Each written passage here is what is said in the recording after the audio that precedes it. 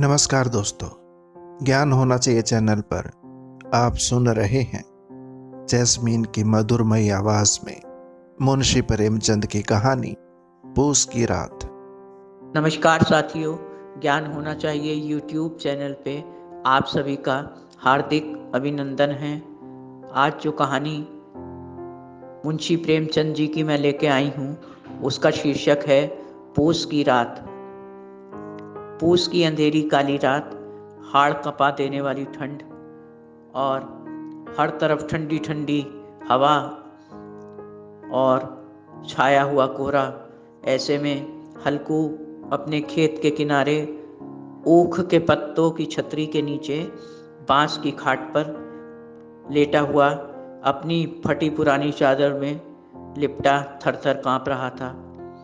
खाट के नीचे उसका पालतू कुत्ता अपने पेट में मुंह डाले सिमटा हुआ लेटा कूं कूं करता हुआ सर्दी में कांप रहा था। और इस तरह वो दोनों सर्दी से बहुत परेशान थे। हवाएं थीं कि उनकी हड्डियों में घुसी जाती।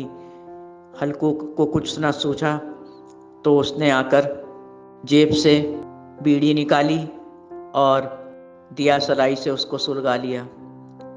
बीड़ी पीने के बाद हल्कू लेट गया। थोड़ी देर में फिर सर्दी से परेशान हुआ तो उसने हुक्का सुलगा लिया।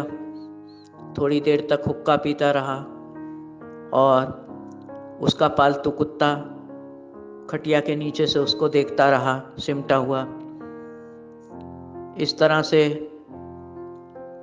हुक्का खत्म करके वो फिर लेट गया, लेकिन जाड़े की वजह से थर थर कांप रहा था। रात गहराती जा रही थी। जब उसको नींद ना आई और परेशान हो गया तो फिर उठ बैठा। वहाँ पड़ी लकड़ियों से पत्तों से मिला के अलाव जलाया और सेंकने लगा। अलाव की लपटें जब उठने लगी तो कुत्ता भी आके मालिक के पास बैठ गया और आशा भरी चमकीली आंखों से मालिक को देखने लगा, जैसे एहसान जता रहा हो। ऐसे करते करते हल्कू ने बहुत मुश्किल से रात काटी और सुबह अपने घर पहुंचा। तो जैसे ही घर के अंदर प्रवेश किया वैसे ही दरवाजे पर कुंडी खड़खड़ाने की आवाज़ आई। उसने वापस उल्टे पैर जाके दरवाजे से झांका तो देखा सहना खड़ा है। सहना वो इंसान था जिसने एक बार उसको उधार दिया था और बार बार उससे तकादा करने आता था कि मेरा पैसा कब चुकाओगे। सहना को देख के समझ गया कि ये पैसे लेने आया है। सहना को दरवाजे पे रोक के अंदर चला गया और उसकी पत्नी झाड़ू लगा रही थी, सफाई कर रही थी। पत्नी से बोला, बाहर सहना खड़ा है, ला रुपये दे, उसे देना है, जल्दी कर, मुझे नींद भी आ रही है। पत्नी बोली, अभी नहीं, कह दो जाके, जब फसल कटेगी तब ले जाना। 3 ही तो रुपये हैं, कितने महीनों से जोड़ रही हूं। पूस की रातें हैं, क्या मरना है हमें? एक कंबल लाने के लिए जोड़े हैं पैसे, वो पैसे मैं ना दूंगी। हल्कू ने प्यार से पत्नी से कहा, दे दे, पीछा छूटे रोज रोज आके खड़ा रहता है। कल मुझे रास्ते में घेर के गाली बकेगा तो तुझे कैसा लगेगा? दे दे। तब तक पत्नी उसकी बात सुनकर मुस्कुराने लगी और कहने लगी, बातें बनाना तो कोई तुमसे सीखे। और उसका हृदय पति की बातों से पिघल गया। अंदर जाके ताक में रखे 3 रुपए उठा लाई और हल्कू को दे दिए। कहने लगी, ये लो, अब झाड़ू में मरना, हमें भी मार देना और खुद भी मरना। अब ये पूस की रातें इतनी ठंडी रहेंगी कि देख लेना क्या हाल होगा। जाओ दे पैसे उसे। हल्कू चुपचाप निकल गया दरवाजे से। बाहर खड़ा सहना इंतजार कर रहा था। उसने 3 रुपए सहना को दिए और घर के अंदर चला आया। अब दोनों के सामने समस्या थी कि कैसे कंबल आएगा। दोनों की आंखें बेबसी में भीग गईं। दोस्तों, ज्ञान होना चाहिए चैनल पर आप सुन रहे हैं जैस्मिन की जुबानी मुंशी प्रेमचंद की कहानी पूस की रात। उसका उधार तो चुका दिया, लेकिन खुद कितनी तकलीफ उठानी पड़ेगी, इसकी कल्पना मात्र से दोनों सिहर उठे। फिर रात में वो खेत पर जा पहुंचा और ठंडी रात थी। हर तरफ घनघोर अंधेरा, कोहरा, ठंडी हवाएं और कहीं दूर किसी जानवर की आवाज़ आ जाती, नहीं तो बिल्कुल सन्नाटा। दूर दूर तक सिर्फ उसके पालतू कुत्ते के सिवा और उसके सिवा कोई न दिखता। दोनों सोने की कोशिश कर ही रहे थे कि एकाएक कुत्ता किसी आहट से चौकन्ना होकर एक दिशा में मुंह करके भौंकने लगा। हल्कू परेशान हो गया कि बात जरूर कुछ है, नहीं तो ये इस तरह की हरकत क्यों करता। थोड़ी देर में जब कुछ हलचल ना हुई तो कुत्ता फिर वापस आके खटिया के नीचे लेट गया और सोने की चेष्टा करने लगा। थोड़ी देर में फिर कुत्ता उठा और कुत्ते ने धीरे से मालिक की तरफ चारपाई पे कुछ हरकत की और मालिक को जैसे जगाने की कोशिश कर रहा हो और जोर जोर से भौंकने लगा।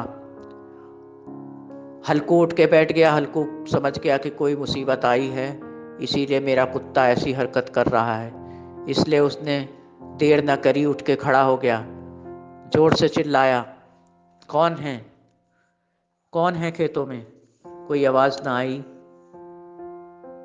थोड़ी देर के बाद खेतों में चर चर की आवाज आने लगी। इससे हल्कू समझ गया कि जानवरों का कोई झुंड खेतों में मौजूद है जो कि फसल को खा रहा है। लेकिन घनघोर अंधेरा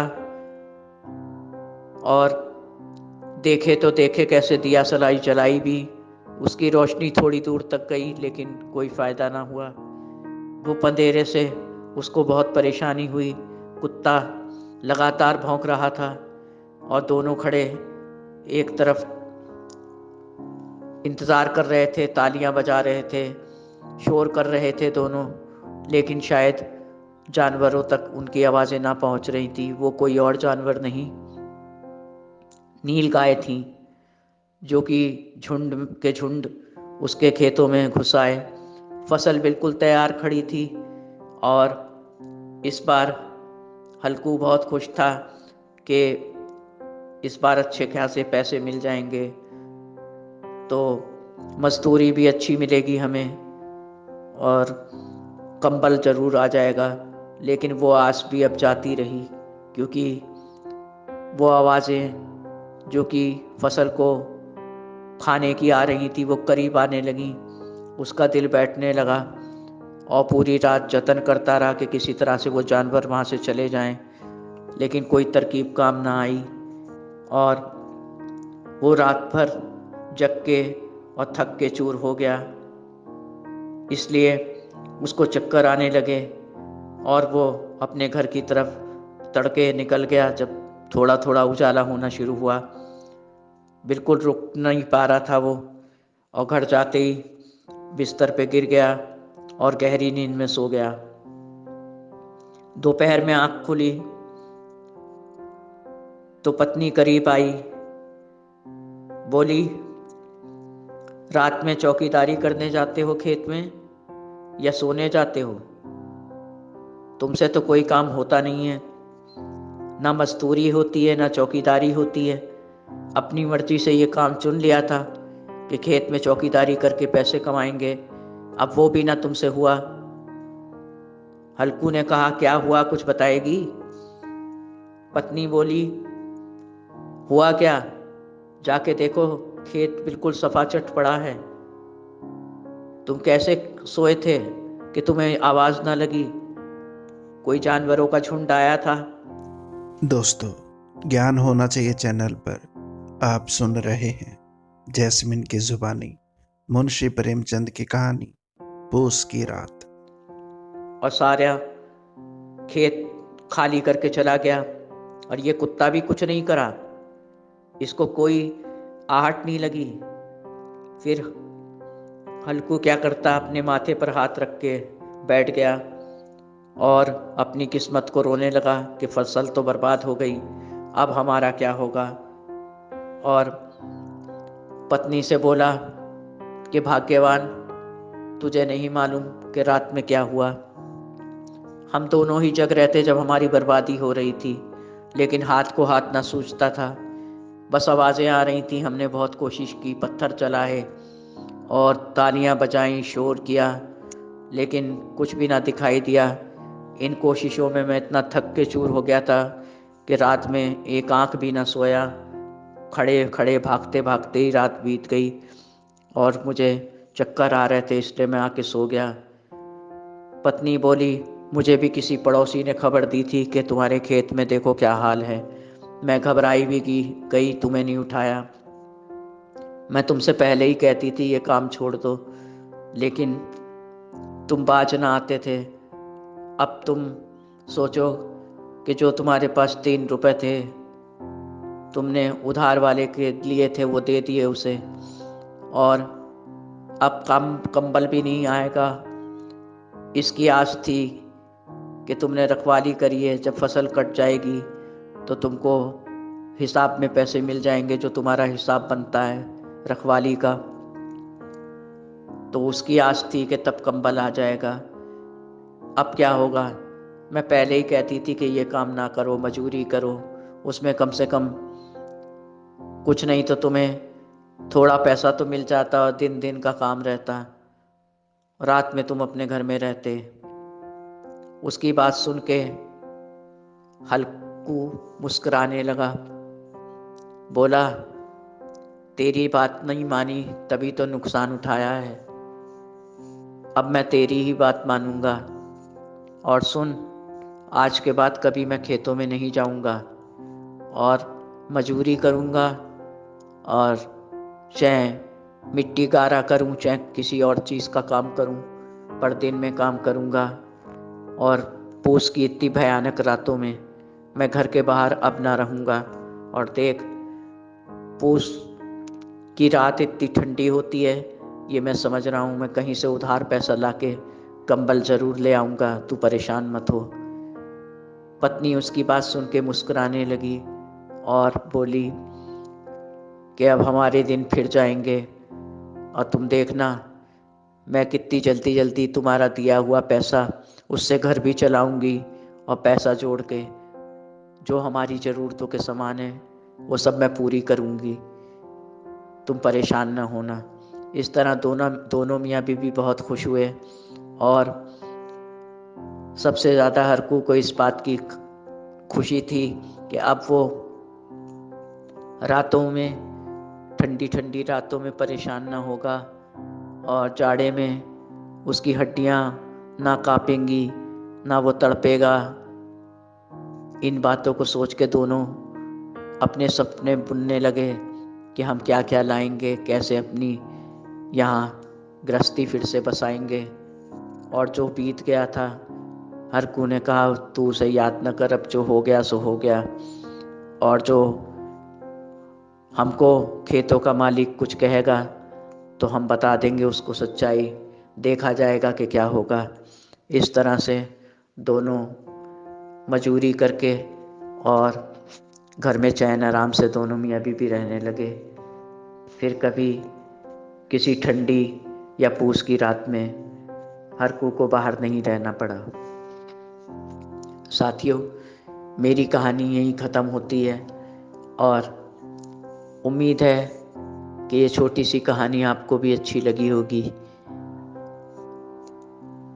इसमें ख़ास तौर पे तो कोई ऐसा मैसेज नहीं दिख रहा कि मैं कुछ कहूँ, पर फिर भी एक मैसेज तो छिपा ही हुआ है।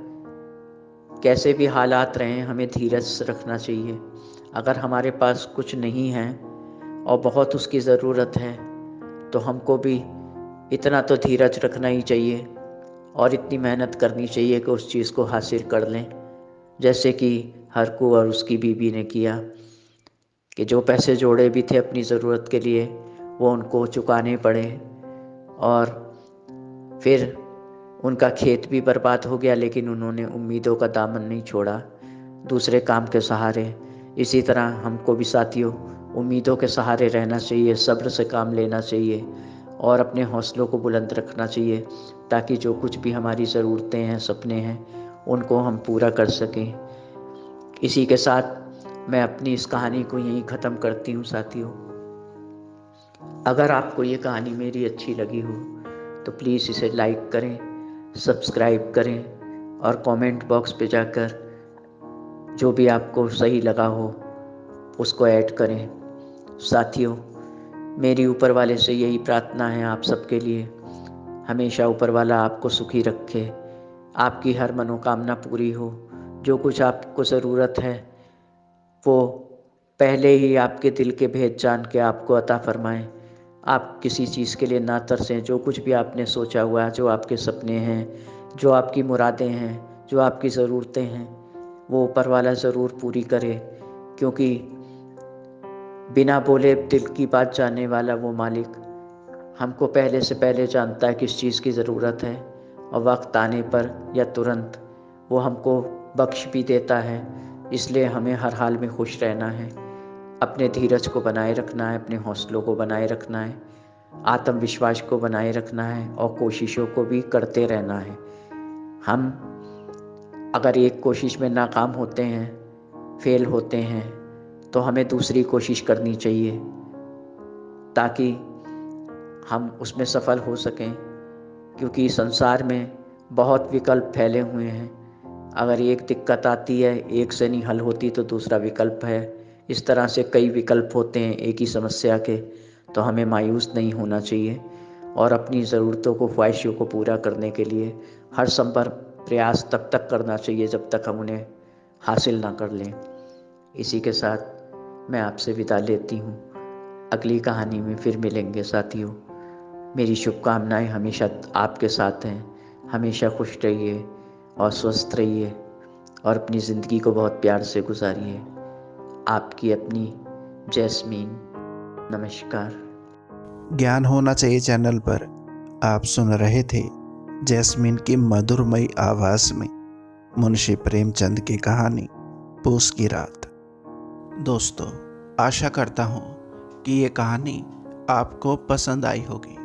वीडियो को लाइक और चैनल को सब्सक्राइब ज़रूर करें। धन्यवाद। आपका अपना संसार। नमस्कार।